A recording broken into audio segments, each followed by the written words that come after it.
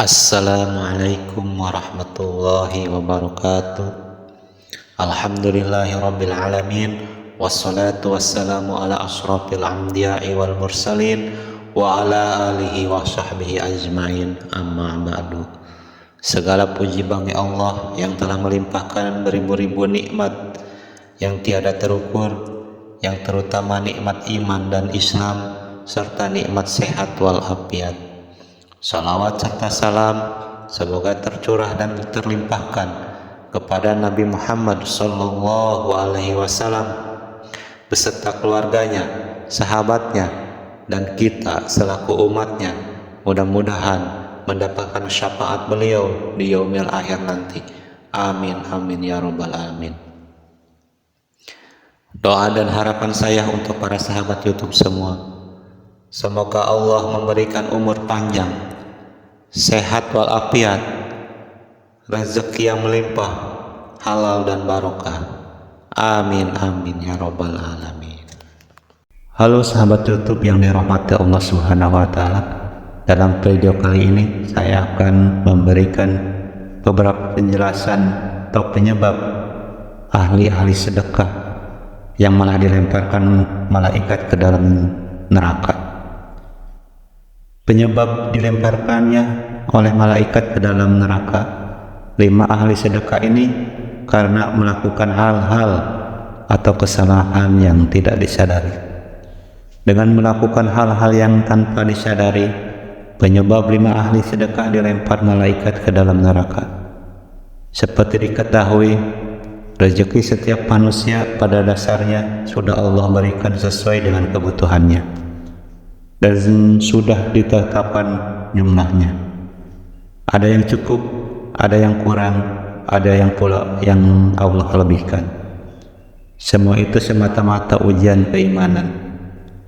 Namun tak jarang manusia yang diberikan rezeki lebih terkadang justru malah merasa sombong dan lupa bahwa semua yang didapatnya hanyalah sebuah titipan dari Allah, sehingga orang-orang yang lupa tersebut menjadi lalai akan hak dan kewajibannya untuk bersedekah.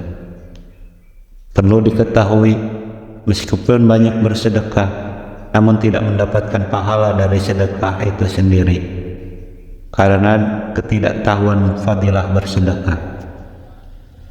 Inilah beberapa orang yang akan dilemparkan malaikat ke dalam neraka. Pertama, mencari pujian dari orang-orang lain.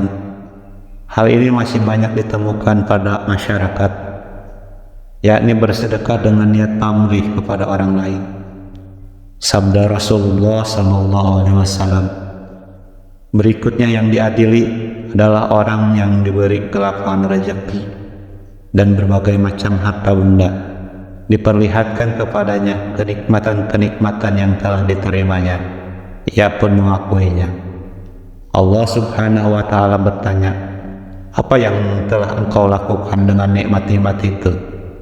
Dia menjawab, "Aku tidak pernah meninggalkan sedekah dan infak pada jalan yang engkau cintai. Aku melakukannya semata-mata karena engkau." Allah berkata, "Engkau dusta. Engkau berbuat demikian itu supaya dikatakan seorang dermawan atau murah hati. Dan memang yang begitulah yang dikatakan tentang dirimu." Kemudian diperintahkan malaikat agar menyeret dan melemparnya ke dalam neraka. Hadis riwayat Muslim.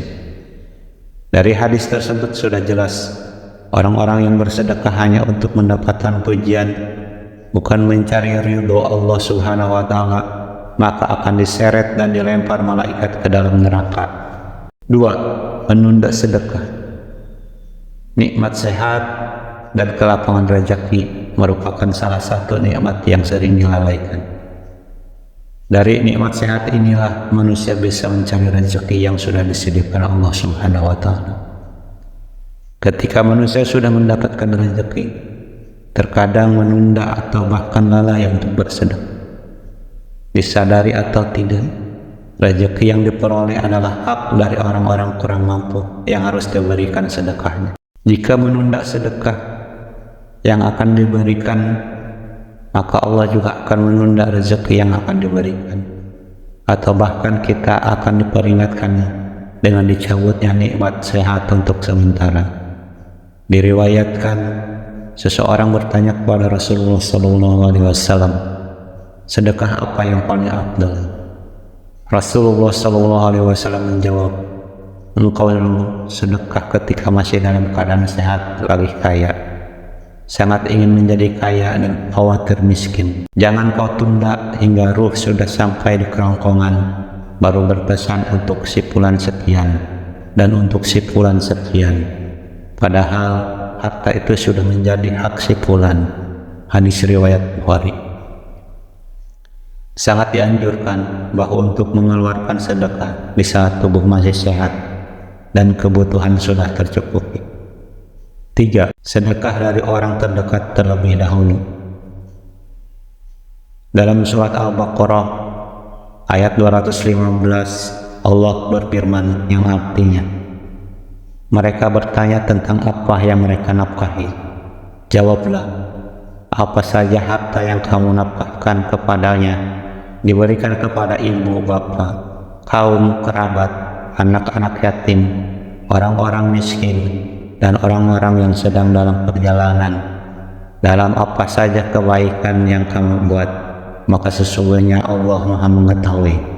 Quran Surat Al-Baqarah ayat 215. Hendaklah diberikan kepada ibu, bapak, kaum kerabat, anak-anak yatim, orang-orang miskin, dan orang-orang yang sedang dalam perjalanan.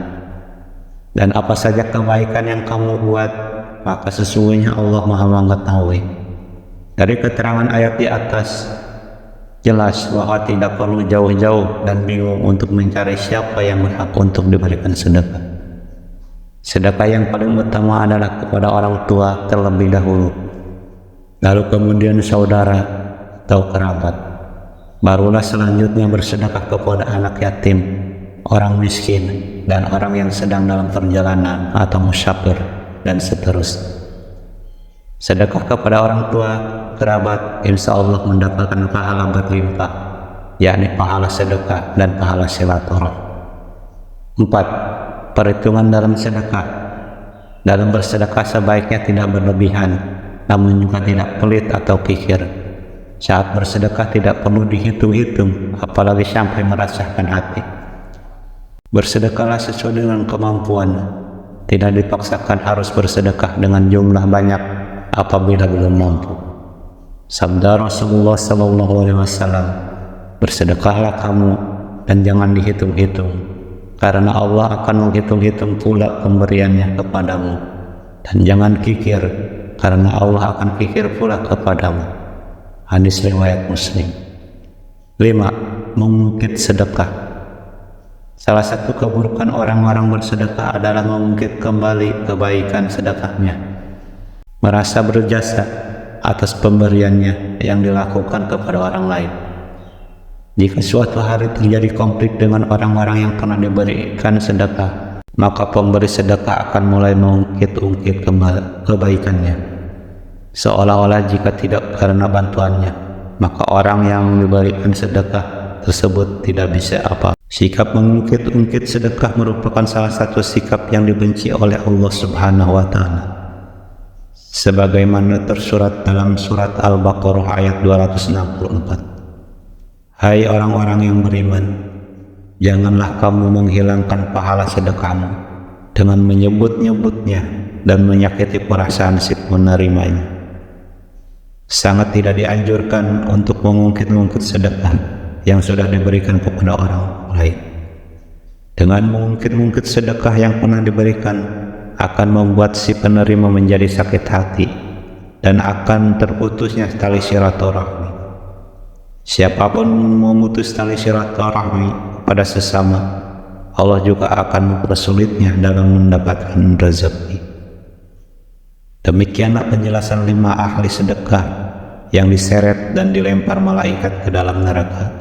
Semoga dapat mengambil hikmah dan manfaat dari video ini.